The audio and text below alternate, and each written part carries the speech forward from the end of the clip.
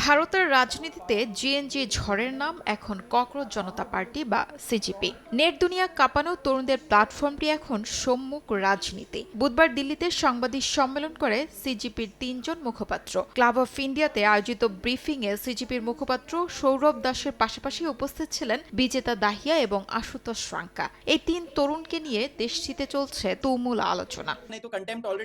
সৌরভ দাস, যিনি বাঙালি পরিবারের সন্তান, পেশায় অনুসন্ধানী সাংবাদিক, দীর্ঘদিন ধরে আইনি, বিচার বিভাগীয় এবং সামাজিক বিভিন্ন ইস্যুতে মাঠ পর্যায়ে রিপোর্টিংয়ের অভিজ্ঞতা রয়েছে তার। এর আগে ২০২৫ সালের নভেম্বরে ইন্ডিয়া গেইটে আয়োজিত দূষণ বিরোধী আন্দোলনেও অগ্রণী ভূমিকা রেখেছিলেন সৌরভ। এবার সম্পূর্ণ নতুন এক রাজনৈতিক প্ল্যাটফর্মের প্রধান প্রতিনিধি হিসেবে নিজের দায়িত্ব পালন করছেন এই অনুসন্ধানী সাংবাদিক।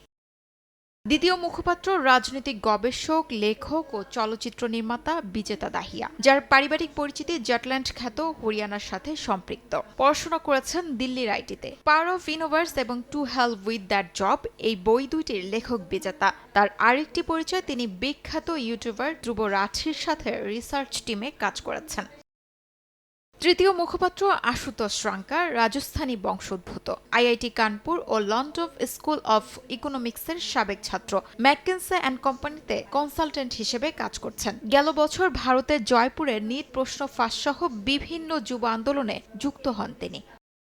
প্রচলিত রাজনীতির বাইরে থেকে আসা এই ৩ মুখপাত্রের ব্যাকগ্রাউন্ড ভিন্ন হলেও তাদের মধ্যে রয়েছে এক চমৎকার মেলবন্ধন। তারা কেউ প্রথাগত ছাত্র রাজনীতি বা কোনো রাজনৈতিক দলের হাত ধরে উঠে আসেননি, বরং প্রত্যেকেই মিডিয়া, কন্টেন্ট ক্রিয়েশন, উচ্চতর গবেষণা ও সামাজিক অ্যাক্টিভিজমের মাধ্যমে নাগরিক সমাজে নিজস্ব পরিচিতি ও প্রভাব তৈরি করেছেন। মূলত এই ডিজিটাল শক্তি ও তরুণ সমাজের অসন্তোষকে কাজে লাগিয়েই ককরোচ জনতা পার্টি ভারতের রাজনীতিতে এক নতুন ধরনের প্রতিবাদের সূচনা করেছে।